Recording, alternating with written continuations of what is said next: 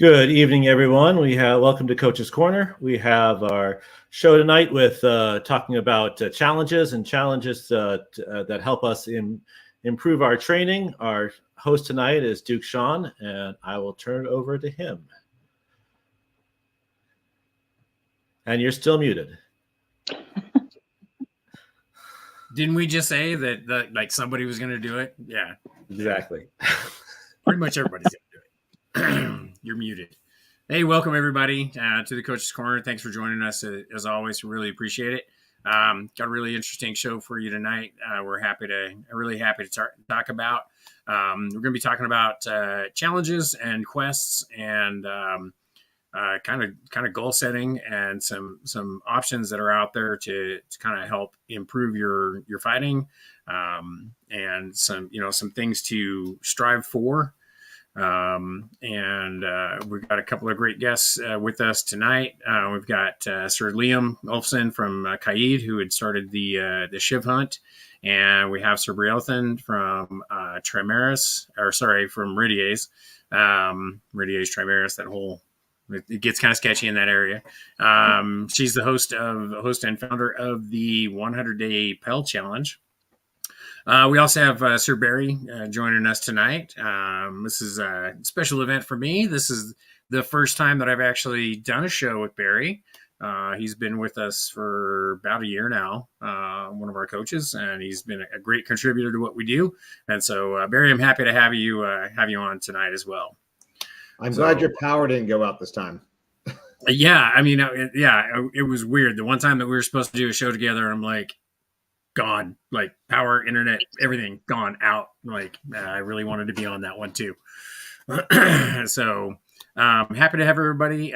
Please let us know in the comments that you're here, you're watching. And if you have any questions throughout the show, please feel free to throw those out there, and we'll highlight those and see if we can answer your questions.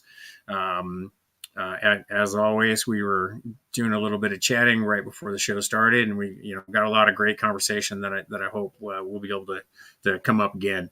So I'm going to start by introducing Sir Brealthen from Ridiers. Bree, if you'd be so kind enough to just introduce yourself real quick and let the folks know about yourself. Absolutely. My name is Sir Brealthen de Reims. I've been in the society for 38 years. Currently, I hail out of Trimaris, but I'm on the border of Ridiers and Trimaris, so I enjoy that very much. I've got like 3 kingdoms that I can easily drive to and play in, so I live in a great area. I am the admin for the 100-day Pell Challenge, and I've been doing that 10 years in July. So I didn't know if you wanted to go into what the challenge is right now, Your Grace, or... We'll do that in a minute. Okay. Yep. That's me. So we also have Sir Liam Ulfson from Kaid. Liam, be kind enough to introduce yourself as well. Good everyone. Liam Ulfson from Kaid. I lived in the West for a brief time, but I'm back in Kaid for about a year now. I've been participating in the SCA for almost exactly 10 years now. Recently this last Great Western, I was fortunate enough to be recognized and elevated to Oral because I smashed string pretty well. There you go. So what we're talking about tonight is quests and challenges and ways that that you can kind of set a goal or benchmark, for your fighting. Benchmarks to pursue to advance your fighting. We all kind of have this idea of, we need to know, we know that we should be fighting more, or we should be fighting more quality fighters or what have you. But sometimes it helps to have a benchmark and a goal to pursue, to kind of go after, to kind of give you some guidance in what you're kind of shooting for. And there's been a lot of great discussion recently on the Coach's Corner discussion group about what some of those things are. Before we get too deep into it, Bari, can I ask you first, you have related to this that came up recently? Uh, yeah, I mean, you're talking about trying to set goals. We talked about how there was an episode we did a while ago that just sort of tracked what kinds of things people did to become knights. Ultimately, I mean, the goal might not be for everyone to become a knight, but the goal is to maybe achieve. What's up, Jenny? Hopefully my dog doesn't go nuts over here. How you doing? Hopefully, maybe it's going to be a grant level award, or maybe it's just going to be to get further in a certain tournament or something like that. And one of the things I picked up from you, Sean, and probably from Sir Brandis as well, is these ideas that you kind of have to have maybe different goals that sort of like get you along the path. So, for example, it might be hard to say win a tournament because you have to beat people and they might be too hard to beat. But you could do a goal like a Pell challenge, like do so many shots in a certain number of days, or the Chiv quest, which I think we're going to be talking about too, like fight a certain number of Chiv in a certain period of time. And I'll give one quick example. I've got a relatively new fighter that's going to a big tournament on Saturday in New Hampshire. It's our big Burka tournament. It's a 3-hour bear pit. Unfortunately, with these bear pits, a lot of times the pits are held by the top fighters, and it'd be overwhelming. And one of the things I told her, and I'll tell anyone, I said, look, if you're very new to fighting, last year Sir Arn won, and he broke the record by a lot, and he lost 20 fights. I said, so try to lose 20 fights. Not that you would try to lose them, but if you can, he got hit 20 times. If you can get hit 20 times, you're getting hit as many times as the best fighter out there. And that'll just sort of encourage you to go a little bit further. And then from that perspective, I say, and now you've set a baseline. And then next year you can just try to beat that. Right. So yeah, and I think Burka is a really good tournament for that sort of thing because it is just a bear pit. And I know Douglas had won that for years and years by just being out there, because it's 3 hours worth of bear pit, and you can go and you can take a break, take your time. But Sir Douglas, who'd won that several times, it wasn't because he was blowing the doors off of everybody. It's because that guy could just keep going and going and going. And it's just, I mean, you work the percentages, right? You work the percentages, and even if you're losing half your fights, if you're getting 2 to 3 times as many fights throughout the day as everybody else does, then that gives you a total number at the end of the day. And like you said, I mean, you can measure that any number of ways to be able to just set that baseline, and maybe you go to Burka one year and you just fight as much as you can, and maybe you get an hour in, and then maybe next year your goal is to get an hour and a half.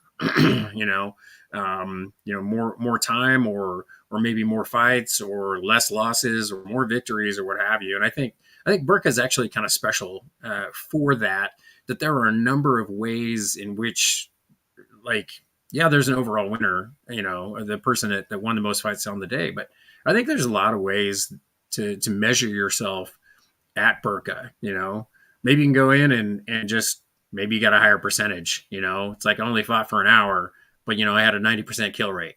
That's all right.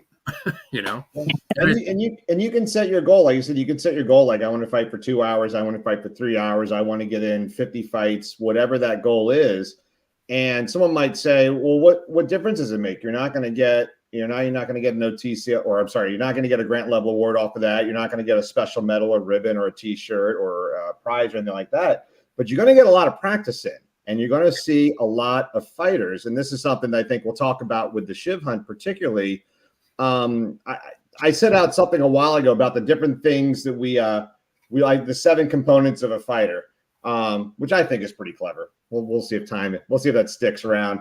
But one of the things we talk about is you need to have this recognition of different types of threats. So I know as I came up fighting, I would do pretty well against certain types of people. Then you run into the first lefty and you get killed, or you run into the first polearm fighter, or you run into the first big polearm fighter, or someone like Duke Sean that only throws, doesn't throw a lot of combination shots, but throws like a lot of very, very precise shots. And then you go fight someone like Duke Dietrich, who's a different type of fighter, fights a whole lot of combination shots. If you go to something like Burka, you're going to run into all of that in one day, and that stuff's going to go into your data bank, your memory, your computer, and then it's just going to make you a better fighter in the long term. So again, the goal could not be necessarily to win a lot, but just to see a lot of different fighters and experience it, and hope that just sort of broadens your kind of library of opponents. Yeah, and I think that goes in really nicely with what with these two particular individuals that we have on today, and the challenges that they have is it's not about winning fights. It's not like that. I mean, victory conditions, as somebody had just mentioned, and something we talk about a lot on this show. Victory conditions, right? The Chiv Hunt is you just have to fight them. You don't have to beat X number of knights. You just have to fight them. And in the Pell challenge, it's like 100 shots a day. I mean, come on, how long is that going to take? But like, and 100 shots a day over 100 days, is not going to make you a godlike fighter. You're not going to finish your 100 days of your Pell challenge and roll in and win crown tourney. So they're not about winning anything. It's just about it's those small incremental improvements to your fight that built up over time really just make a huge difference. So Liam, we're going to start with you. We're going to have you just tell us about the Chiv Hunt, what it is, how it works, how it came to be. So Chiv Hunt, as the name might hint at, so we got these people in the society that have been recognized as chivalrous and a particular prowess, and hunt them like judiciously. So the challenge is 50 members of the chivalry, so not just knights but also masters of arms, and you walk up to a member of the Chiv. Hey, Sean, can I get a set? He's got time. Cool. A minimum, not a only, a minimum of 3 engagements. And at the end of that, set, can I get some feedback? And so Sean's like, hey, I liked your power generation. Work on your footwork a little bit. Your shield was floating out later in the set as you got tired. And so a lot of people have journals, and they'll take those notes, or the Chiv will write, messages like, hey, good job this, work on that, da-da-da-da. They sign. 1. I'll do that 49 more times. And you have the calendar year. The Chiv Hunt starts on January 1st, goes to the 31st of the year.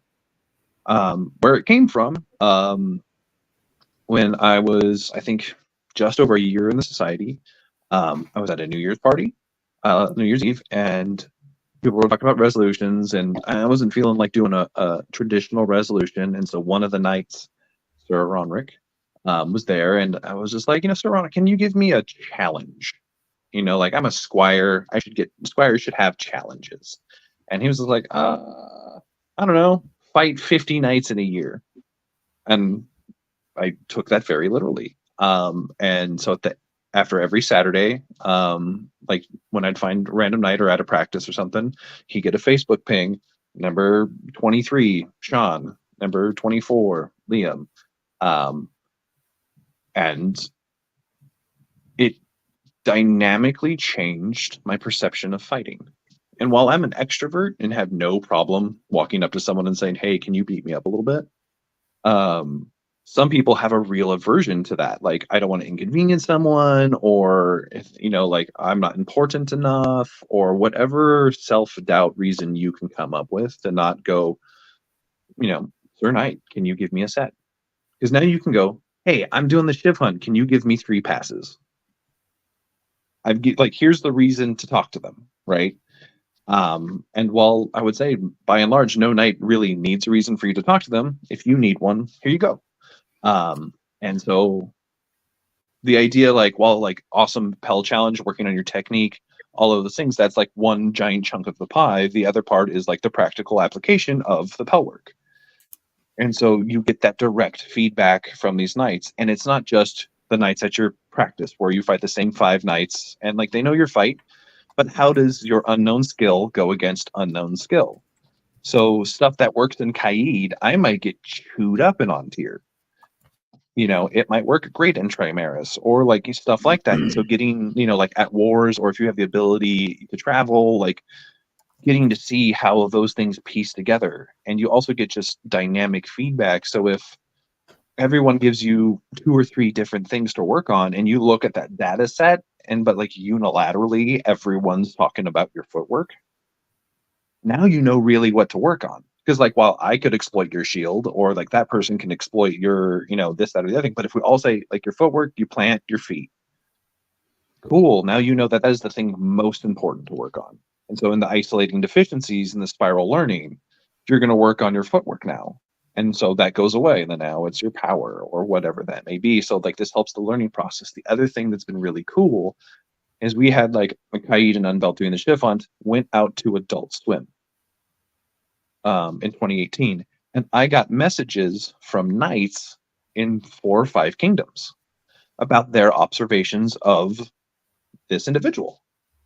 So I might fight them and have my opinion, but now your inter-kingdom word fame starts to spread of like, hey, this person's like doing good stuff, or they were really polite, or they told themselves I liked their kit, like stuff like that helps us who might not, might overlook something or take something for granted, be able to really understand the nuance of this up and coming fighter. So it helps me as a member of the Shiv to know all of the people in my kingdom, or all the hungry fighters in the other kingdom. So if you impress me, I'm going to contact a knight in your kingdom and be like, hey, this fighter wrecked me.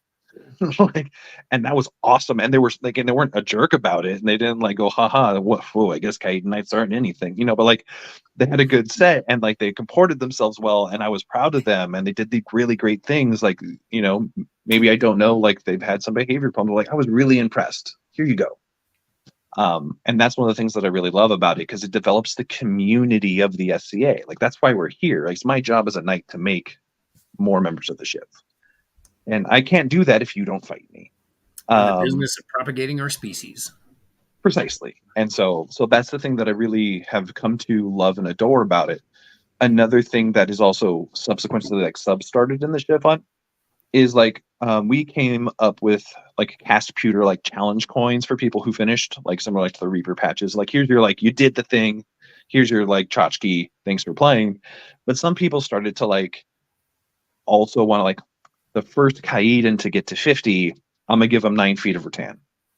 Or like other like the person with the highest score in the known world, like someone, I think this year we have like a hand forged knife. So people have like donated these other things. So again, not just the fighting community is supporting these up and coming fighters, but the populace as a whole is seeing them push the drive to improve their prowess, to work on all of their things. And so like, let's like have these like means to support them in a way that like kind of didn't exist before. And it's, we've been doing this for 7 years now. And a bunch of that was the COVID years, but I think in total we've only had 27 people in the known world finish. We had 1 last year, and this year there seems to be a ton of excitement around it. And I think like people are traveling more and having more means and stuff like that. So I can't wait to see how many people get to 50. I want to see if anyone can beat Duchess Miniko's score of 117. Like go get it. And it just makes me super excited to be here to talk about this. And I look forward to seeing you all on the pickup field. Is there there's like a group or something, right? That you can. Yes, there's a Facebook group. Yeah. Sivrid has posted a link to the Chiv Hunt group in the chat here for both Facebook and it's Chiv Hunt 2024. I changed it to 2025 in January. It's just the same rollover group. Yeah, you mentioned earlier about Adult Swim, and for people that aren't aware about that, that is they moved it this year, and I think it's in Johnstown, PA. Is it Jonestown or Johnstown? It's Jonestown, right? It's spelled Johnstown, but it's probably pronounced Jonestown. It's one. You can look that one up on Facebook too. I think there's at least an event. I think an Adult Swim event spelled AEDULT because it's part of Ethelmart. And if anyone doesn't know what that is, it is a giant practice that Duke Timothy puts together. Is anyone here going to be there? I'm going to be there. I'm not going to make it this year. You're not going to make it this year? No. So one of the exciting things about it is that sometimes you get someone like Duke Sean to fly out from Artemisia and do that. I think Duke Sven is coming up this year from Texas, so I'm hoping to spend some time with him as a two-sorter to get some more of the Duke Sven sort of style. But the reason I'm bringing this up is, as you mentioned, I think we often get like there might be 50 knights there. Now, to be able to fight all 50 knights at the same time is going to be very difficult. But there's a lot of knights there, a lot of shiver there, so that's a good opportunity. One of the things we were talking about in the pre-show is that people like His Grace here generally have a queue. I'm often in said queue. It's a good queue to be in. But for the Chiv Hunt, he's 1 point. I'm 1 point. All members of the Chiv, 1 point. So there is also a population of Chiv who don't generally get challenged. They're like non-dukes, or the ones that aren't known as well or aren't seen as often. So you have to get 50, right? While people who are at your private practice every week, yeah, you'll get those first 5 or 6, totally fine. And if you're regularly active in your like barony or in your kingdom, you can get 12, maybe even 24, pretty like solidly. We get tons of people who can get to 30. So after you've got all your common like general knights that are around you, like you've got them, now the hunt really begins. And so like you're going to War of the Phoenix, you're going to Great Western, Battlemore, whatever that might be. While getting a set with Sean has tremendous educational value for the meta of my challenge, you see white, go get it. Because everyone does have valuable information. And while, yeah, like Sean's got great information and might be able to like really hone some stuff in, that knight over there who got knighted for being a 2-stick knight or a war general or stuff like that, they're going to have a unique perspective, and we all are going to have a unique perspective. And so the diversity of the fighters you challenge adds value. And so just that economy of like, if you can go get sets with people, go get sets with people. Like, yeah, if you can get a set with Sean, please do. You'll learn a million things.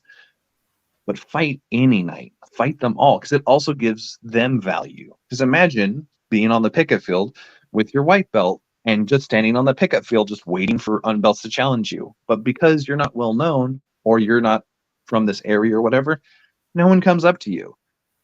I want to help you. I do. And I might go like seek certain people, but if like no one's asking me for help, like then I can't help make you better. It also makes me a better teacher. Tool me up. Because if you start blowing me apart, like I'm going to ask who you are and where are you from. And again, I can spread your word fame and celebrate you to your order in your kingdom. So yeah, I was going to mention this a little bit later in some of the pitfalls of some of these things, but it seems timely for what Liam's talking about. When I go to Great Western, War of the Phoenix, Gulf Wars, Pennsic, whatever, yes, I have a queue.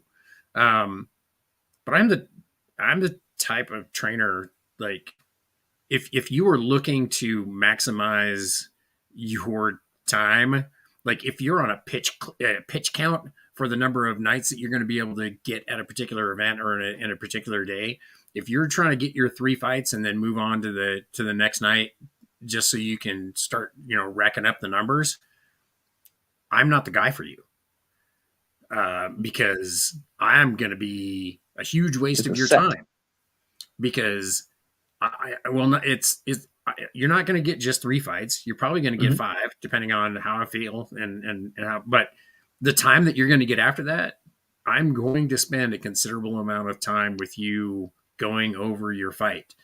And if you are looking to just rack up numbers, and if you're just trying to get your three fights in and move on, I'm going to be taking up a lot more of your time, and then might be valuable to you. Right. So I'm always happy to, but if you're on a pitch count, I'm not the guy for you. Right. Well, and like one of the other, really talking about going back to word fame, not all of the word fame's good. We had one of the people who got in the higher numbers who it was 3 fights, sign thing, walk. Like as minimal as possible. Cool. By the technical definitions of my challenge, you met my challenge. Here's your coin. You were the first from your kingdom to hit the marker. Here's your thing. But you don't think that everyone you fought and did that to didn't go like, hey, kind of not the spirit of the thing, or they're not actually seeking feedback. They're literally walk up, 3 fights, hey, thanks, moving on. Cool. Like, again, there's the, like, it's that balance, right? Like, I would love to spend 3 hours working with you, Sean, but if I am trying to complete this challenge at Great Western, I need to move on.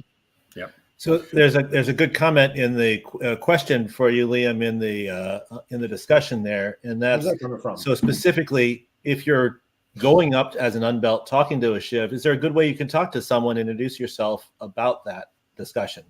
So when I was doing it, before it was like even a formal thing, like, hi, I'm Liam, I'm from Kaid. I have been given a quest this year to fight 50 different knights. Can you help me on my quest? And so, like, like, hi, I'm Liam. I'm doing the Chiv Hunt this year. I don't think we've ever met. I would really love to get a set and some feedback. Just like, I don't think I can think of a member of the chivalry in good conscience that would be like, nah, yeah, move on. Like, no, like, you're coming to me. It is my job to give you that set. Yeah, and I think that's a good point that you made earlier about how this works. So, like, as knights, like you just said, like, it is our job to help you, and we are more than willing. And very rarely are you going to run into somebody that's just like, I don't have time for you, Peck. That's our job. Is again propagating our species, and I think one of the things that the Chiv Hunt does is it makes us more available. Mid-realm tournament of chivalry is very much the same way. The TOC they have there, very much the same way, in that for those people who think that they are wasting our time, this provides them a reason and a venue in which we are declaring very clearly that, you are not wasting our time, that this is our job. We are here for you. And, we're trying to remove all of the stigma as much as possible, and trying to remove all of that, that peer fear stuff, and making ourselves available to you for you to be able to come up and, it's not that it's okay for you to approach us. We are expecting you to. We are wanting you to. We are expecting you to. Yeah. I want to say something real quick. Okay, yeah, go ahead, Barry. Yeah, I've never turned down. I've only been a knight for a year and a half, but I've never turned down anyone who's come to me with either a Chiv Hunt quest or a book to sign that I assumed that their knight had them do or something like that. I've never turned anyone down. I've turned down a lot of people that have requested fights to me, not because I'm a bad guy, but because I'm old. If it's a melee practice, I leave everything on the field.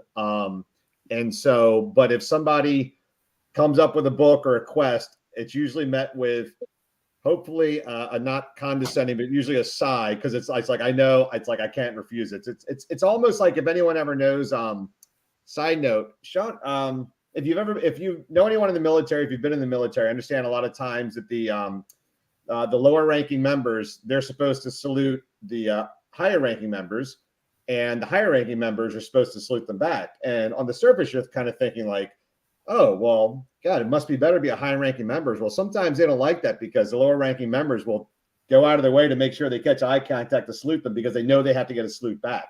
So it's sort of the same thing with a Shiv. It's kind of like you're coming up and saluting. We're like, all right, I'm obligated. I got to do this. And we want to do this. We do want to do this. But like I said, I've never turned down anyone that's come up with some sort of quest, because you know that, like, you don't want to be the one responsible for keeping them from being able to fulfill their quest, their goals. Yeah, you don't want to propagate the bad vibe. Oh, yeah, you said I could. Hey, Liam said on Coach's Quarter that I could say this, and I said the thing, and this knight won't fight me. Yeah. We're all collected. Like, I might be a knight of Kaid, and you're going to be a knight of your kingdom, and all that. Like, that's cool, but we're knights of the society. Like, we're all on the same team at the end of the day, and propagate our own species. And so, those have been times where, like, I just went, 12 rounds in the tournament, did 6 sets of pickups, and I'm done. But if you come up to me and like, hey, my knight sent me to fight you, or I'm doing the Chiv Hunt, like, and I'll like, hey, my tank's empty, but I'll give you passes. Like, you may not get my best fight, But yeah, I'll watch That'll be you fun. and like I'll give you feedback because that's my job. All right, we're gonna move on to the other challenge that we have going on here. Great discussion so far, and we've got much more to talk about. Like I said, we'll get into some of the pitfalls of both of these in a little bit. But Bree, would you be kind enough to tell us about the 100-day Pell Challenge? What it is, how it works, how it came to be, and some of your general observations since you've been doing it. I'd love to. So the Pell Challenge is pretty straightforward. It's it used to be that it was just heavy. So you go out to your Pell and you throw 100 shots on your Pell every day for 100 days, equaling minimum 10,000 shots over that 100 days. In the last 10 years, it'll be 10 years. Actually, I misspoke earlier, Your Grace. It'll be 10 years in March that I've been doing this challenge. And, I always tell people, do more than 100. Do it in your helmet. Do it with your van braces on. Do it with your shield. Because, you get on the Pell and you start throwing shots and you bind with your armor. It's very different than just trying to throw shots without armor. But how it came to be was, the Century Challenge is not a new thing in this society, and Pell work is certainly not a new thing in this society. But this particular challenge gives a lot of structure, I think, in ownership, accountability, community, and your honor. I mean, it really is up to you to tell the truth about whether or not you threw your 100 shots that day or not. And so how it came to be was, we were preparing for Gulf Wars, and there was a total of 8 of us that decided, as unbelts, that we wanted to do this. We were going to try to get better and be a threat on the field, whether it be tourney or melee at Gulf Wars. And there was a lot of motivation there. I can say that out of all the people, the original, 8 people that did this, all of us became better fighters on our path. But after we completed it, I sent the 7 a patch just to say thank you for joining me on this journey, right? And next thing you knew, our Kingdom webpage had 3,000 comments because people kept joining, and every day they would post. So instead of having all of that on the Kingdom page, I moved it over to its own group. One of the things I love about the Pell Challenge is that, there's not too many things that directly tie us back to our medieval history. Like if you look at our white belt, you look at illumination, and you'll see in the illuminations that the knights are wearing white belts or the warriors are wearing white belts. So that's kind of a fun tie back to look at. But the Pell is one of those things that is so grounded in our history. I mean, that's something you can literally go out to, and you're literally practicing the same aspects of our medieval counterparts. So it's a direct touch to our lineage, our history. I think the other thing I love about it is at this point in time, we've gone way past heavy. We have archery reapers, and they actually named themselves the Reapers. I did not, because of the patch. But, we've got archery reapers. We have lightsaber reapers. We have steel reapers. We have, thrown weapons, heavy, rapier, and these different groups that have joined this challenge that are not society, they're not SCA. I think it just speaks to that warrior spirit, right? That, you want to get better. You're challenging yourself. You've got accountability. You've got ownership. And here's a community that literally is supporting all of that. Every day I get on there, and it's good stuff. There's people that are reaching out saying, hey, I saw your video, and, maybe if, you did this or that, something to consider. And the feedback is tremendous. One of the other things I really love about it is that, when you first get into the society, it might take you 5 years to get an AOA or what other award, or cookie that we like in the society. With the Pell Challenge, in 100 days, you can be part of a community and have that ownership, in your fighting. But you got something out of it, right? You got a patch. You're like, hey, I did this thing and I'm proud of myself. I went out there, whether I was sick or tired or not motivated, it's sometimes it's not easy. Like I get around day 60 and I do not want to Pell. Like I'm just done. And about day 75, I start perking up again. But, for this challenge, I look at milestones and, with Sir Liam too, maybe if you're looking at 50 nights, then count those milestones. Okay, I got to 10. Now I'm at 20. With the Pell challenge, this is day 25. This is day 50. This is day 75. This is day 100. And, if you would have told me 10 years ago that I'd be doing this, 10 years later, I would have laughed because it certainly wasn't anywhere in my thought process, but it has been absolutely rewarding. It's been fantastic to watch somebody, on their journey, whether it's lightsaber or foam fighters or heavy or whatnot.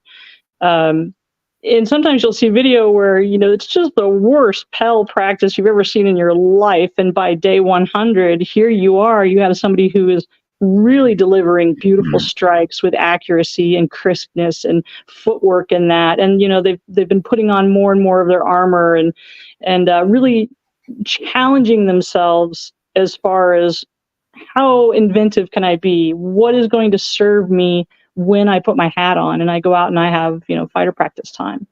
And I'd like to speak to that for a second. Some people come back and they say, man, I did all this Pell work, but it's not translating when I go to fighter practice. That is not uncommon. And, it will take you some time to figure out how to make that work. And I know, Your Grace, that, you were on the Pell before you even set foot in the Eric, I believe. Is that true? Oh yeah, I did a year and a half of Pell work before I set foot on the fighting field. Yeah. And because of that time that I spent on the Pell, and I was a teenager, so I was, Pell work was never something I had to do. It was something I get to do. Right. Like, hey, look at me, I'm a knight, yay! I'm out here. I was swinging at a tire with an old pickaxe handle, and I was out there constantly because I just thoroughly enjoyed it. There was an interview I saw recently with Wayne Gretzky, when somebody had asked Wayne Gretzky, well, how many hours did you practice? And Gretzky said, I never practiced. I just skate. He just didn't see what he was doing as practice because when you love it that much, it's just not work. Yeah, I agree with that. Before I was elevated to the chivalry, I had just come off my first 100, and I was at Gulf Wars, and I was inducted into a higher fighting award, Sable Sword. And when you get inducted into orders like that, sometimes you have imposter syndrome, or you don't feel you're worthy or whatnot. And then a month later, after coming off the 100-day challenge, I won one of the largest tournaments in the South with a very deep field a month later. And so not only did I feel like that I had really earned the order that I was placed in at that time, but I also knew that a lot of my accuracy and my technique was really enhanced by the work I'd done on the Pell. And so when I was younger, I hated the Pell. I will not lie, which is kind of funny that, I'm like an advocate of the Pell today. But when I was younger in my early fighting years, I despised it. I hated it. I would avoid it at all costs, and I would love hat time, like get in armor and fight. That was the best. But going to the Pell was miserable. And it took my knight Duke Solomon to show me how not only could it be fun, but deadly, right? There's some imperfections with any of these challenges, but if you go out every day and you work your accuracy, and and you work your ideas and you take them to practice and you knock them off your list when you've perfected those things, you're going to see results. And, to Sir Liam's point, this is just another tool that's going to sharpen you, right? Yeah. It's going to focus you. It's going to sharpen you. But you're also going to get out of it what you put into it.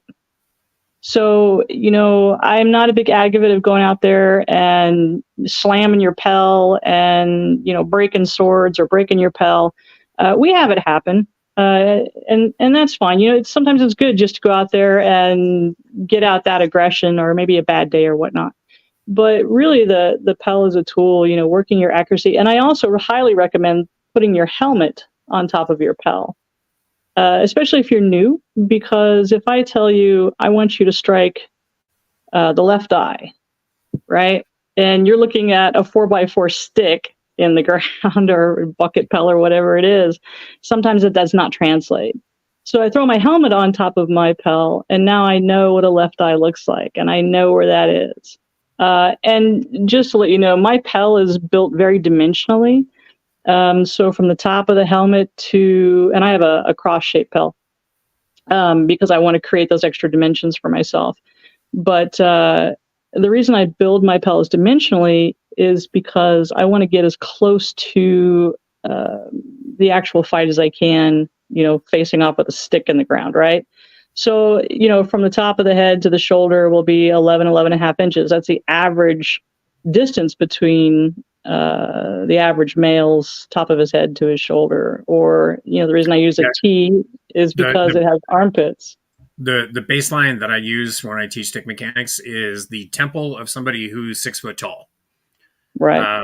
And I teach that baseline mechanic. I don't teach the flat snap for somebody who's 5'9" and then 6 foot tall and then 6'6". I just teach that the baseline at 6 feet, because 6 feet tall is that's the median, right? That's the average of most of the fighters in our sport are right. And if you can put your stick on the temple of somebody who's 6 foot tall, then you can make those adjustments for people that are shorter or taller. Yeah, absolutely. And I think how you design your Pell is really important. But, for me anyways, it was, I had a squire brother that was 6'4", Duke Odo. And so, I had a terrible time hitting him. He was a great fight and big guy. And so I went out and I built myself a 6'4" Pell. Yep. And I had him come to the house and stand beside it. So I marked off where his knee was, and I marked off where his thigh was, and marked off where his hip was. And he's like, "Is this Pell me?" And I'm like, "Oh yeah, this Pell is you." But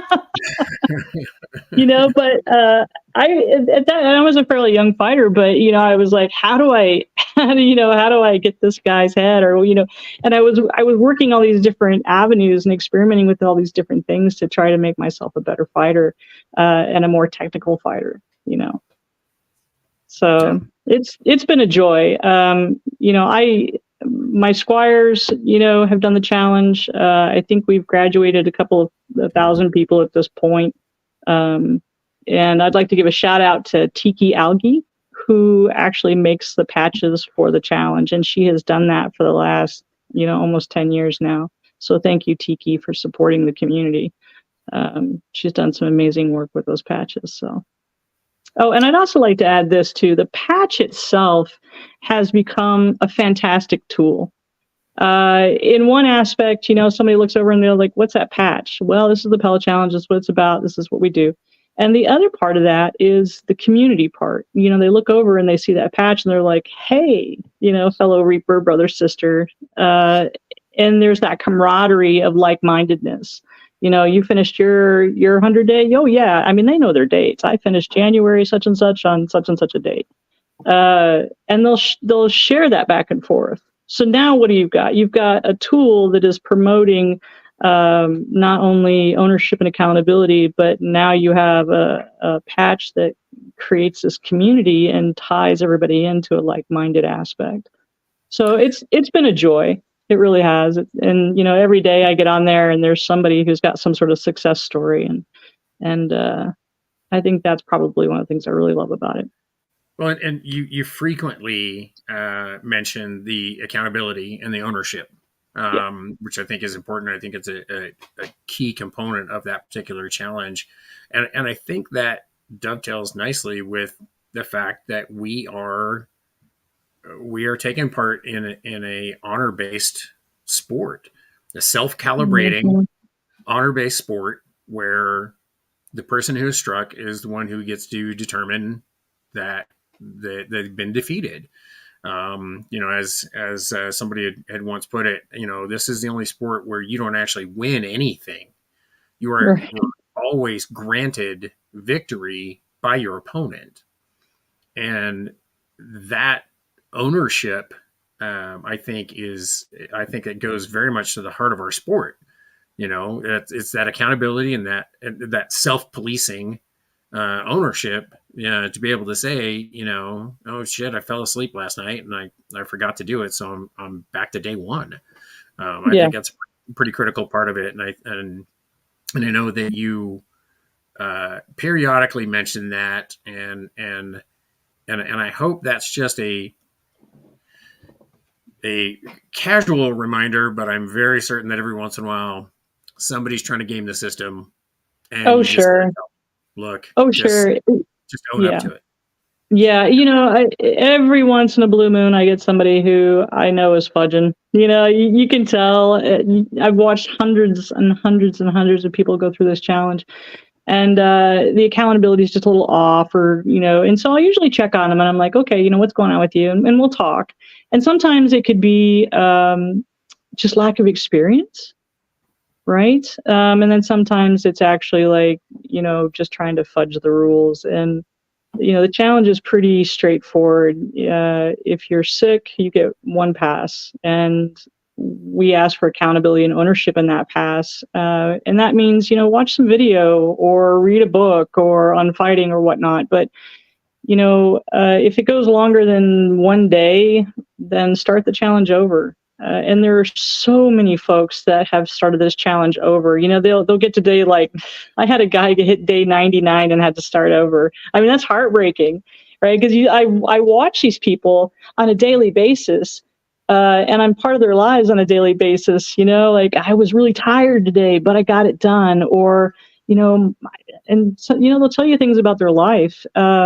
And so not only do I witness their journey, but, I'm part of that ownership with them. I'm part of that accountability with them. And yeah, every once in a while, once in a blue moon, we have somebody that, doesn't really quite hit the mark. And that is really rare, which I'm very proud to say that. I would say 99.9% of the people that get on the challenge are really trying to better themselves.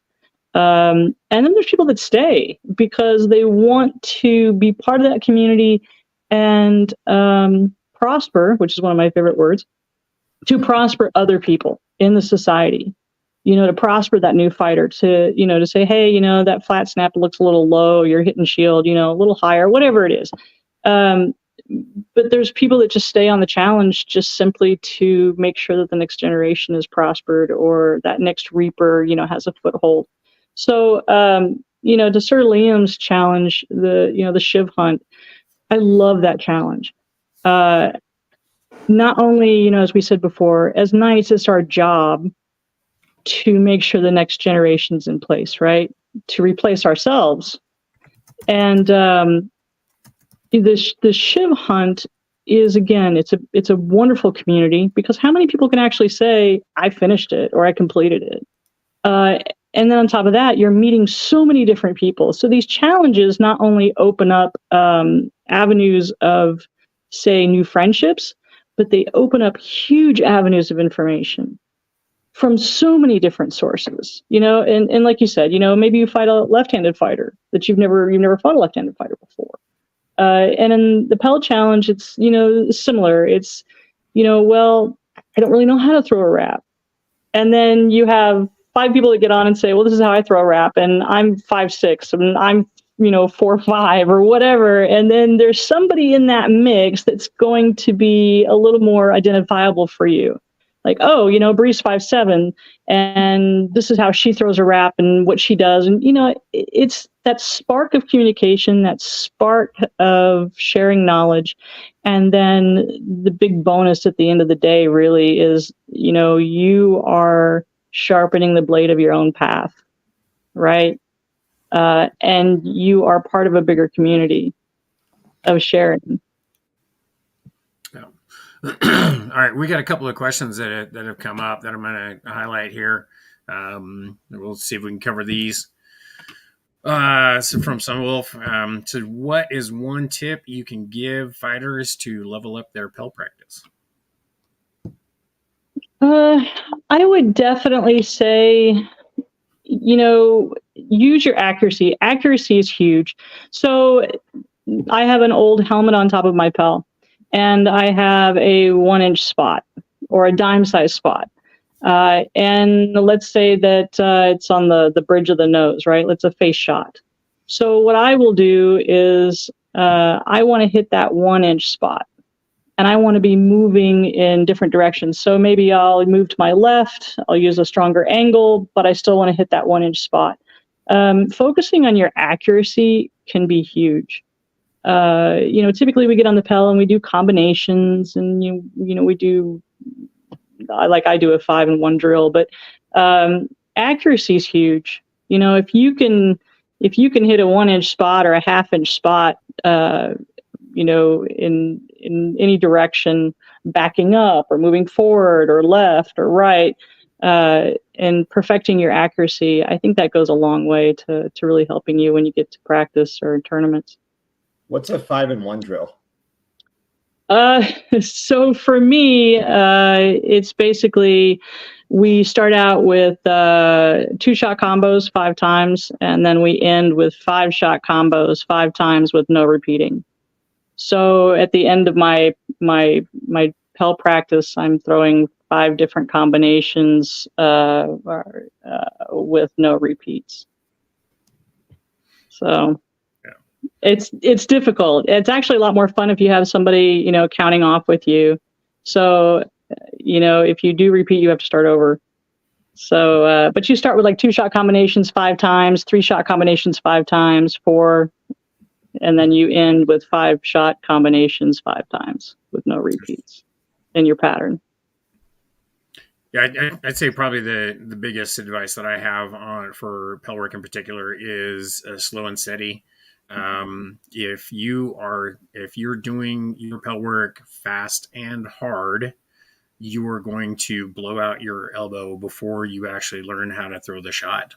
That's always been my big thing with Pell work is, this is not to see how hard you can hit a stationary object that is not trying to block. Thank you. Which very much goes to that accuracy thing you were talking about. I mean, it's all about the placement.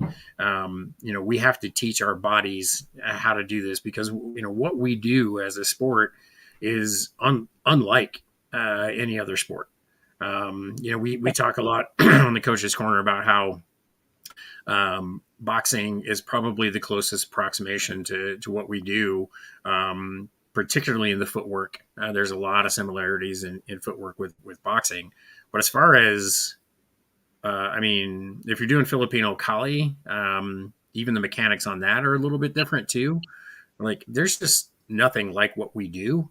Mm-hmm. And so you have to teach your body how to do this. And if you're just coming out, guns a-blazing and trying to get off as many shots as you can as fast as you can, you're not actually learning how to do that. And that's like you're saying, Bree, we don't need to be blowing through your sticks and blowing through your Pell. Yeah. And that's the sort of thing that is going to, it's going to blow out your stick. It's going to blow out your Pell. You have a greater chance of repetitive stress injuries, that sort of stuff, when you're trying to put more force, more power, and more speed into it. And you don't actually learn how to do that. So that would be my best tip is slow and steady always. Hey, Sean, I got a question for you on that. How do you convince them to slow down? This has been something I've struggled with. I tell them over and over and over again as I've even thought about asking for their phone and taping it on the Pell, because I tell them nice and for something specific, I'll say like light. I want you to throw this like you don't want to break an egg. And whenever they go to it, they're always like, wham! Like they just want to. Yeah. I don't know what to do to get them to slow down. So the frequency of blows that I use for Pell work is 3 seconds per shot. So it's 3 seconds from the beginning of one shot to the beginning of the next shot. That gives you enough time to deliver it fast enough that the sword is carrying some of its own weight.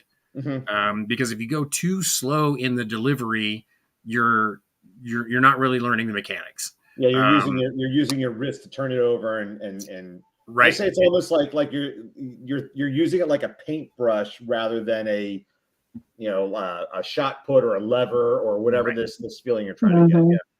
Yeah, so I say 3 seconds from the beginning of one shot to the beginning of the next shot. So that gives you enough time to throw the shot, get it back to your shoulder, analyze whether or not you did it correctly. And it also, that time allows you to make your body come to a full and complete stop. Because one of the things that, at least the way that I teach it, one of the things that we are trying to learn in Pell work is how to generate motion for each shot. And if you are, at the end of the Pell routine that I start with, there is a 3-shot combination, but it's not for the sake of learning combinations. It's learning how to translate from one shot to the next shot. Right. Are you speaking of like a flow drill, Your Grace? I start with what I call the 3. It's a 3-minute Pell drill, and that is 10 of each shot of 5 basic shots. So flat snap, leg snap, offside head, head wrap, leg wrap. So 10 each of those at 3 seconds per shot. That's 30 seconds per shot. So you're going to throw 10 flat snaps, then 10 leg snaps, 10 offside, 10 head wrap, 10 leg wrap. That's 2.5 minutes. And then you do a 3-shot combination where now you're doing 1 second between shots. So say we're going to do offside head, flat snap, leg wrap, right? So now you've got 3 seconds for those 3 shots. And you do that 10 times, and that's another 30 seconds. It's 3 minutes. And when I was doing the Pell challenge, that 3-minute drill comes to a total of 80 shots. So that's now you can just throw in 20 shots of just free flow. That's 100 shots. And as I had mentioned at one point when I was doing the Pell challenge, when people think about it as like 100 shots a day, it's like, oh, how can I remember to go out and do 100 shots a day? If you're looking to min-max this, if you're looking to just squeeze in your 100 because that's all you got time for, 100 shots a day takes less time than it takes to sing Bohemian Rhapsody. It does. There's people that say to me, I could never do the challenge. I could never do anything 100 days in a row. And, sometimes I'm like, I hope you brush your teeth 100 days in a row. That takes about the same amount of time. Right. It does. And so people, they put these limitations on themselves. Well, I could never do 100 shots a day for 100 days. And I'm like, yeah, you could. You could. And that goes back to your ownership and your accountability, right? Like, to become chivalry or to become good at whatever your sport is, you've got to have that passion that we spoke to earlier before the show. And you have to have that ownership. I think sometimes a lot of people put weight on their trainers, whether it be knights or whatnot, to handhold them through their path. And yeah, we do. But there's also that part where, stop blaming your knight and own your path. Own it. And whatever that looks like to you, what are your victory conditions? And discuss that with your knight. For me, when I go and do Pell work, my warm-up drill, which is strictly a 2-handed flow drill. Okay, that's it. that's 100 shots right there for me. And I finish it probably in a minute because it's just a flow drill with both hands. And then I will go in and I will start working more accuracy, more footwork, more, that kind of thing. Hey, So, and I end up usually doing about 300 blows, I guess, in a session, if not more. Real quick, I dropped Duke Sean's Pell work playlist into the chat section. If anybody doesn't know, I think Duke Sean has absolutely. You might have the best technique in the SCA. That doesn't mean you may not be the best fighter, but your technique is really, really good. And I think your Pell explanations are great. So anyone out there that hasn't ever seen this before, I urge you to go to the comment section and look for that playlist. I think there's 9 videos or something. It's something like that. Yeah. And one thing I will say about the mechanics that I teach are designed very specifically to be kind to your body. I have been doing Pell work for literally 40 years. And I don't do it nearly as much as I had in the beginning, but I've been throwing a stick for 40 years. And I don't have 40 years, right? 40 years, yeah. And I don't have a lot of the chronic problems that people fighting half my time have. I don't have the shoulder problems. I don't have the bursitis. And there's some of that stuff that is just a product of possibly other sports. But for somebody who's been doing just this, I don't have a lot of the problems that people do. These mechanics are designed to be kind to your body. The one caveat I will say though is if you look at the playlist, but please follow the playlist in order. Because every one of those videos builds on the next one. And it's the first 2 videos, we don't talk about throwing a stick at all. I think the first video is what constitutes a good blow. So yeah, it's been, and that's when I finally put that together. People have been asking me for videos for years, and I finally did together right at the beginning of the pandemic. And then after I'd been doing Pell work for a week, doing these videos, I think that's when I posted up and I was like, well, I guess I'm on the Pell challenge now. And then I just finished it up from there. So I had a thought about the consistency in the Pell challenge. So I don't think you touched on it, but it's someone might ask well, why 100 shots a day? What if I do 700 shots on one day and then I don't do it for another week? Or, what if I just get 100 shots in a year and not all in the same day?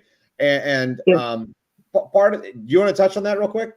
Or I missed a day and I'm going to make up the next day with 200 shots. Right. Yeah, exactly. No. So what's the reasoning behind that? Why are you trying to get people to do the consistency? Well, part of that is the challenge is designed to not be easy, but it's also designed to, hone you over a period of time, right? So you want to see, this is day 1 and in day 50, what do I look like now? Right. But, I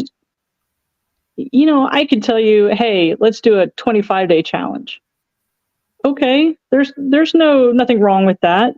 But, we all know that 2 weeks or 14 days makes a habit, right? We all know that 100 days absolutely enforces and ingrains. Now, this could be one of the drawbacks from the challenge. If you do not have good technique and you're practicing poor technique for 100 days, that is not ownership. Go find out how to be better.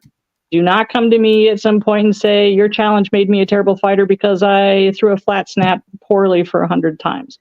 Nope, not my responsibility. That is yours. That is your ownership to figure out how to make yourself better and sharper. So 100 days, yeah, it's a litmus test. It also pushes those barriers mentally. Right. The path to knighthood, we always speak of the mental portion of what we do. It is not an easy path. And there's times that you're going to want to give up and walk away and say, this is not for me.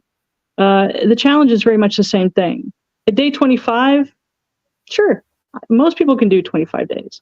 But when you get to day 60 and 65 and you're really tired, and you don't want to go out there to do it. It's cold in the garage, it's snowing outside, it's raining, whatever the thing is. It's designed to push you past your comfort zones. And I think that it's really important in any sport that you want to master that you're pushing yourself past a comfort zone. You know? Yeah, I don't know if that answered your question, Sir Bari. Barry? Is it Barry? It's Barry. Yeah, Right. I'm as original as Sean is. Yeah. My FCA name. Oh, you picked your name when you were 13 as well, huh? No, I think my parents picked my name. Yeah, but Yeah. I think 100 days is going to polish you. Where Yeah. 25 is not necessarily the same polish, and it's not necessarily the same. What's the word I'm looking for? It's not the same grind. I can get through 25 days. Yeah. That's less than a month. It's supposed to be hard. Yeah. Well, I want to talk As someone who's never been able to actually finish the Reaper challenge, I've gotten to like 80, 85, like 3 or 4 times.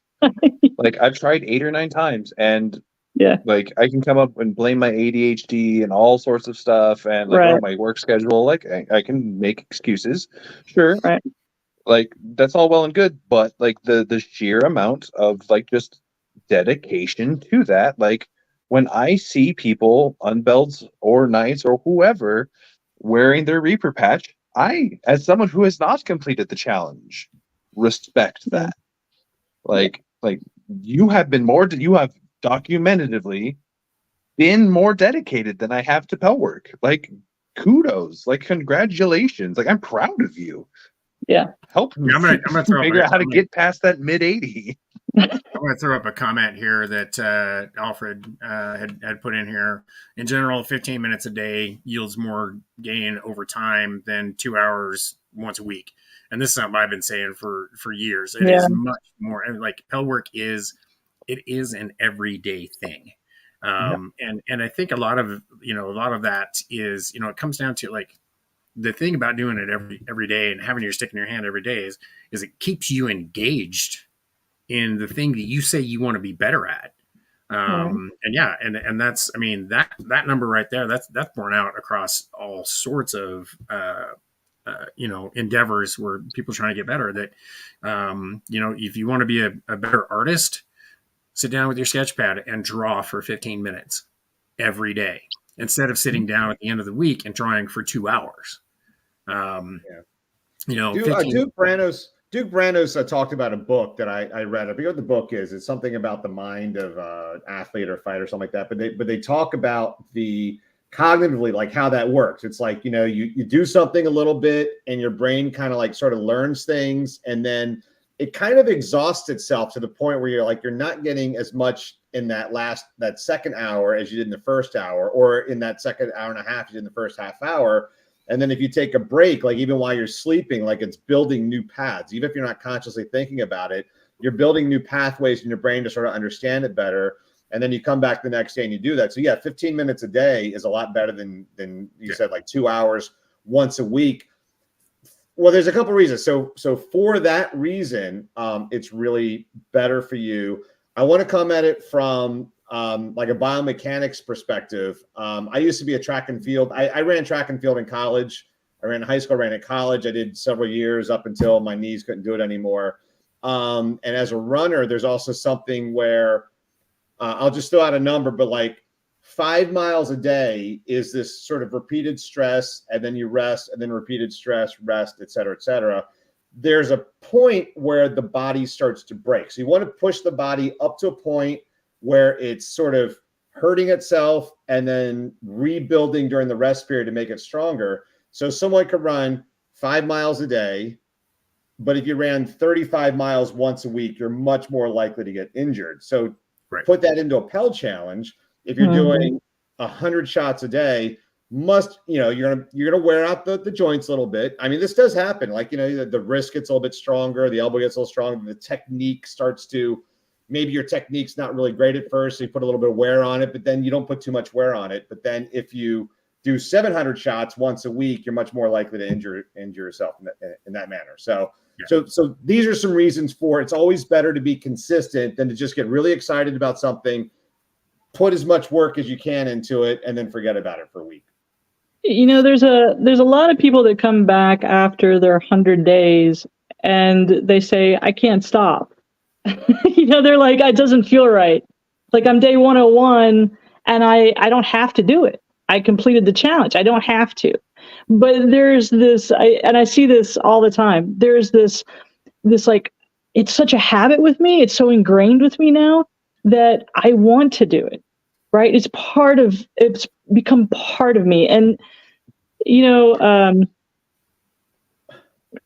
this may sound a little off, but I truly believe that knighthood is part of you. You can be a knight at the society and then mundanely just be a jerk, right? But most knights that I've met in my lifetime, they are the same person, not only in the society, but in mundane life as well, right? They exhibit the attributes that we hold dear. And it's the same thing with your skill set, right? You can practice your skill set in the society and say, look at me, I did my skill set. And then go home and not touch it, not go to fighter practice, not do Pell work, not do footwork, not do any of that. And you know what? It's going to be the same thing. If you're a knight in society, but you're not when you're mundane, we can tell. No, it will show up. Fighting is a perishable skill. Exactly. If you don't use it, it goes away. Somebody commented, I knew about this one, but I'll throw it up here anyway. One of the books that is out there is called The Talent Code. It's an excellent book. Amazing book.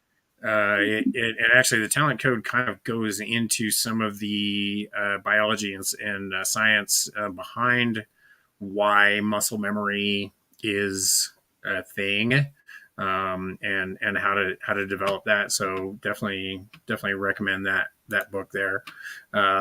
We've got about 20 minutes here. I wanted to kind of cover a couple of other similar ideas that we had talked about a little bit before the show. First off, there's a couple of other challenges that are out there. There is I understand there's a rapier specific 1,000 lunge challenge as well. I don't have the link for that, but that one's out there. Liam, did you say there was a mod hunt that was out there? Yeah. So I know there's a laurel hunt, and I believe there's a mod hunt. I don't know the exact specifics of it because back when the first Chiv Hunt started, it was like the mods were just like coming into like being and having more quantity. So I think it was like white scarves and mods. But so yeah, there have been other hunts that have been inspired, that are similar to the Chiv Hunt. Yeah. Well, and whenever these discussions come up when we're talking about X number of days, X number of fighters, these are good baselines and these are good goals to have. Inevitably, the comment comes up that we should be focusing on quality more than quantity. And my comment to that has just always been, these two things are not mutually exclusive. I think, I really think every fighting session that you have should be a quality fighting session. And this kind of gets to the point that Lynn was talking about previously too, about, some of the questions, that have come up are, well, if I fight a guy once in a tournament, can I fight him the two more times in a pickup? And does that count? And again, with the min and the max and the gaining, kind of gaming the system a little bit, is it really going to take that much more time for you to fight that fighter that extra one more time to get, and that's even at the minimum, one more time. Yeah. Are like, who are you rushing on to that you can't give me one more fight in this session so that I can take that time, and I can send that. So, yes, we should always be looking for quality, But I don't think these things are mutually exclusive. But Bree, I mean, I've seen some of the videos out there and on the Pell challenge, and you've seen them too. And Yeah. sometimes we got to stop and say, you gotta stop. And it's because if you're doing 100 shots for 100 days and the mechanics that you're using are just terrible, I mean, I tell people all the time, practice does not make perfect. Practice makes permanent, and perfect practice makes perfect, right? I mean, we just need to absolutely. We want to be doing it as, we want to be doing the best quality Pell work that we can. And when you're doing the Chiv Hunt and you're looking for these people that are available to you to give you information, take advantage of the time that they're giving you, and don't try to shortcut that just so you can get that number. I mean, like, cool, you got a challenge coin, but you're robbing yourself. Totally. Absolutely. Yeah. Totally. Absolutely. Hey, can I, go ahead, Barry. Yeah, real quick on that Chiv Hunt. One of the things I wanted to add from other people I know that have done something similar is this applies typically to your end of the path unbelts, people that are getting kind of close to knighthood. And by that, I mean, you're a good fighter. You're a pretty good fighter. You kind of establish a lot of things you're doing well. And some of the Shiv are not the best teachers. That's just the nature of it. And one of the things I ran into a lot when I was coming up, actually, you know what? I still get it. People that tell me I'm fighting wrong. And it's funny because what they really mean is they have in their mind what fighting should be, even though it contradicts some other Duke out there that's winning lots and lots and lots of tourneys. And so there's two things that I think you can get out of this, seeing multiple knights. One is, if one person tells you you're doing it wrong for whatever reason, you should be fighting sword arm, sword leg forward versus shield leg forward, or because you're a short fighter, you should be doing this one particular technique or whatever it is. If one person says that, but everyone else says, no, you're doing fine, or we agree with this, then you can sort of discount that person. But more importantly, we had someone in our local area came back from a tourney. He said, yeah, I fought 4 knights. Well, what did he tell you? He told me what you guys have been telling me. And so when everyone tells you the same thing, then you start to it starts to give you confidence. Like, you know what? That's probably something I really do need to work on. Or there was tons of times my knight would try to like explain something to me, and I think I understand, but it didn't stick. And then random knight on tier says it in a certain way, and then you have that aha moment, and then you come back to your local practice, and he's like, "I've been telling you that for 2 years, bud." Like. Yeah, sometimes they just explain it differently, and it finally clicks. Yeah. Well, so one of the other things that we were talking about earlier, which is not especially a challenge, we kind of got to talking. I don't know how much time we'll have to really kind of get into this too much, like we did previously. But it's like, fighter math, right? How much time does it take? Barry had some comments on some brief survey stuff that he had done about how much fighting is enough fighting. And that kind of led to something that I've talked about for a long time, which is not, it's, I don't have a Facebook page for a challenge on this or anything, and I don't intend to. But for me, I've always had what I consider to be this kind of magic number for what I consider to be somebody who's fighting consistently. And for me, that number is 52. And that is 52 times in armor fighting in a 1 year period. So basically, when you chalk that up, that's just once a week, right?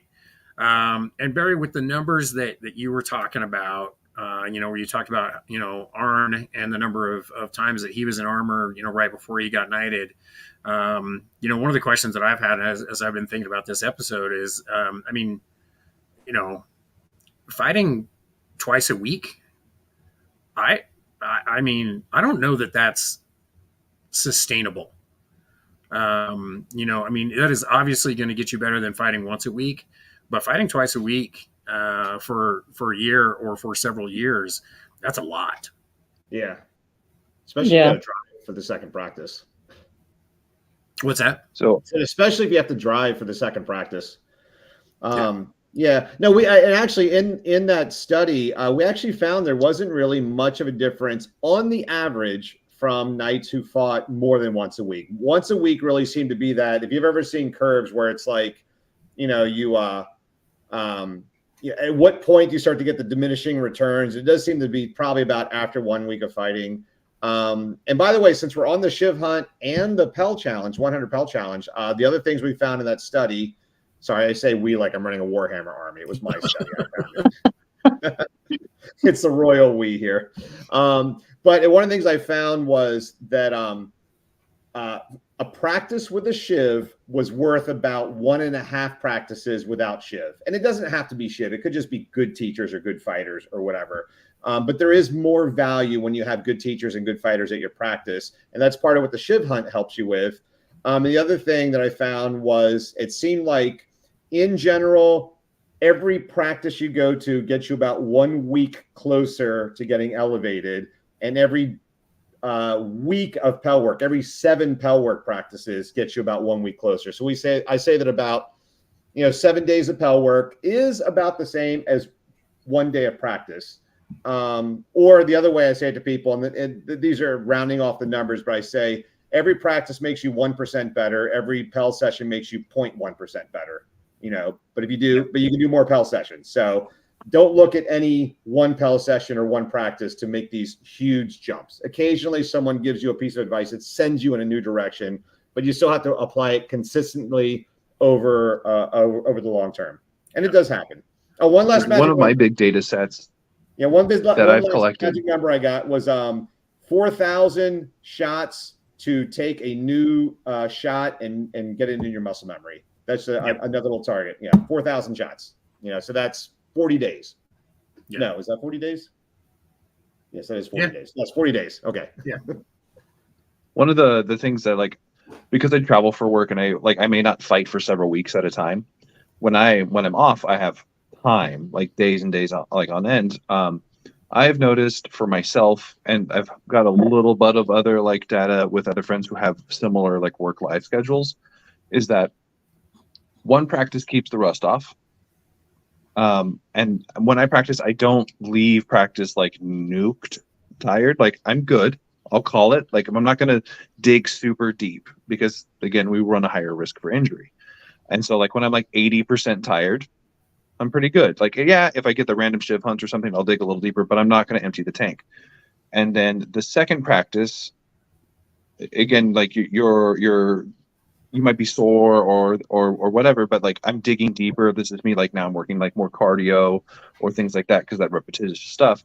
At 3 practices per week, because sometimes I'm crazy enough to do 3 practices a week, in armor heavies practices. At 3 practices, the real risk of injury is apparent. If I practice Monday, Tuesday, and then Thursday, I am more likely to pull something, or I've been hit in the leg enough times throughout the week that light bruise is now a bruise. Or because this leg's bruised from the first 2 practices, I'm favoring it subconsciously, and now my technique is suffering. And while I'm getting all the practices in, but now I'm literally getting beat up because I got beat up. And I'm compounding, recovery time and things of that nature. So it's great to be eager and hungry. And I absolutely can prove with my own body that lots and lots of practices a week isn't sustainable. Or if you are going to practice many times in a week, know your limits, know when to stop. You drove 2 hours to practice. I get it. When I was living in Central California, I had to drive 3 or 4 hours into another kingdom to fight more than 2 people. And you want to leave it all on the table because it's such a commitment and commute. But at what point, how tired do you have to be to get short-sticked in the mouth and concussed because your game's off? When's it worth dislocating your shoulder? No, you have to learn your own limitations and go to practice, not practice to beat up another person to prove you're good enough. You're working on your stuff. And one of the things I really love seeing, and I almost never see it, is when an unbelt asks me for a set, I ask, are we working on something or do you just want to spar? 9.5 times out of 10, just want to set. Cool, now I'm spending the first 3 or 4 fights figuring out what your deficiencies are. And instead, if you're going like, hey, I'm working on, you're a left-handed knight, I'm working on covering my leg because I get legged by every lefty. Okay, cool.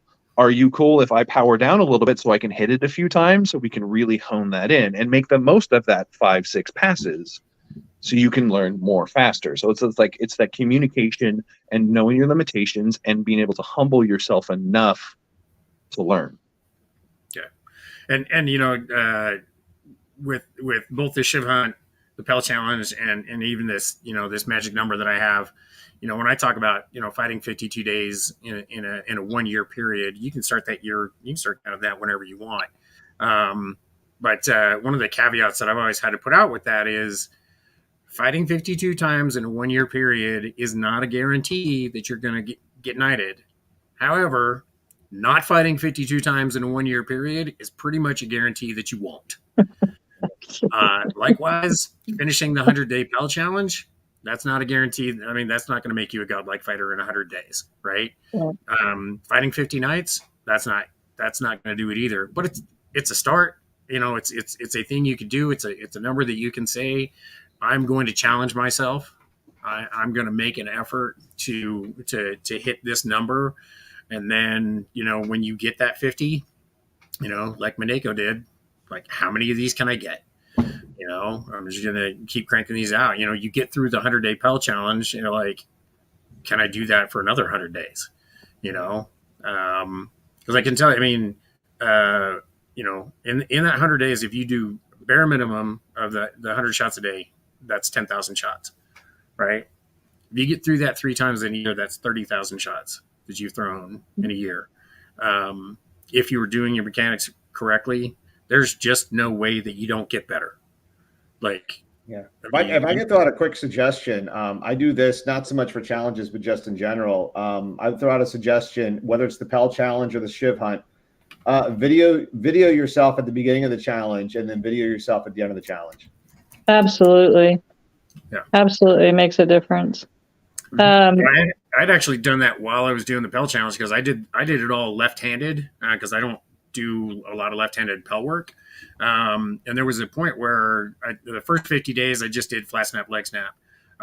Second 50 days I was doing offside head, which I think is the worst mechanic in our sport. And the first, I don't know, I think after the first 10 days or so, I did a video of how dreadfully slow it was for me to get the stick off my shoulder and to throw it, and how deliberate I had to be in my mechanics to do that. And then I think after another 10 days, I think it was maybe another 25 days into it, I did another video of stick pretty much just coming right off my shoulder. And granted, I've been at this a long time, and I've been teaching people how to do this for a long time, and my leap in that 10 days is going to be a lot better than most, but still, you got to work to screw this up. If you're doing it consistently, if you're doing it every day, you are just going to get better, and that's all there is to it. So we are time flies when you're having fun. You wrap up just a little bit here. Really have enjoyed the conversation. Really enjoyed the questions that we've had in the comment section. We'll try to get back and answer some of those. I know that we weren't able to get to a lot of those. It's been some great conversation. Bree, I'm going to start off with you. You got any closing thoughts on challenges in general? We talk about victory conditions. Set your victory conditions. And then work towards your small goals, to build to your larger goals. I'd also like to give a shout out to the knights that are here in this conversation, and thank you for prospering people. Your Grace, you've been you've been on the Pell challenge, and we do a lot of work in the background helping people. Every day I talk to somebody in the background, just giving advice or helping or making making their Pell experience, their 100 days better. So to all of those individuals, knights, unbelts, those from different organizations, I really want to put a thank you out to everybody that makes that community stronger and prospers with their generosity, all those around them. And thank you very much for having me on this program this evening. It's a fantastic resource. Guys, own your days, own your practice, own your path. It's yours. There you go. Liam? To the Shiv of the known world. No one can complete this challenge without you. COVID happened. A lot of people haven't put their armor back on or feeling rusty or worried about them not being good enough anymore. You still have a lifetime of knowledge. You still have an eye for fighting. And the unbelted community needs you in armor whenever you can, so you can help them be the next generation, so we can propagate our species, so the sport does not die. So to the Shiv of the known world, go get hunted. Well, hey, Barry, you got any final thoughts? Be awesome. See you at Burka. See you at Adult Swim. That's all I got. Right on.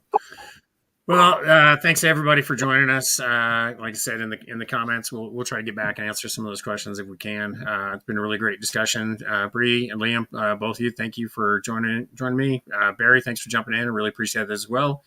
Sivrid in the background there. Always appreciate the production that our folks do in the background, shifting around our faces so we can be highlighted and whatnot. Really, really appreciate all the work you do there. So, hey, there he is. He can magically appear and disappear. Sivrid, thanks for your help. Really appreciate it. So, got another show coming up. I'm not sure what we got coming up, but 2 weeks out, every other Wednesday. So, and we're going to be putting together some more episodes. Also, if you have something that you want us to talk about on the Coach's Corner, please feel free to drop us a line. We answer the messages on the SCA Coach's Corner page. You can also put something in the discussion group. And if you'd like to hear us talk about something, we're more than happy to. We like talking about this shit. So, so just give us something to talk about and drop a quarter in the slot, and you'll get more information than you did for sure. So anyway, everybody have a good night. Thanks again for joining us. Yeah, everybody.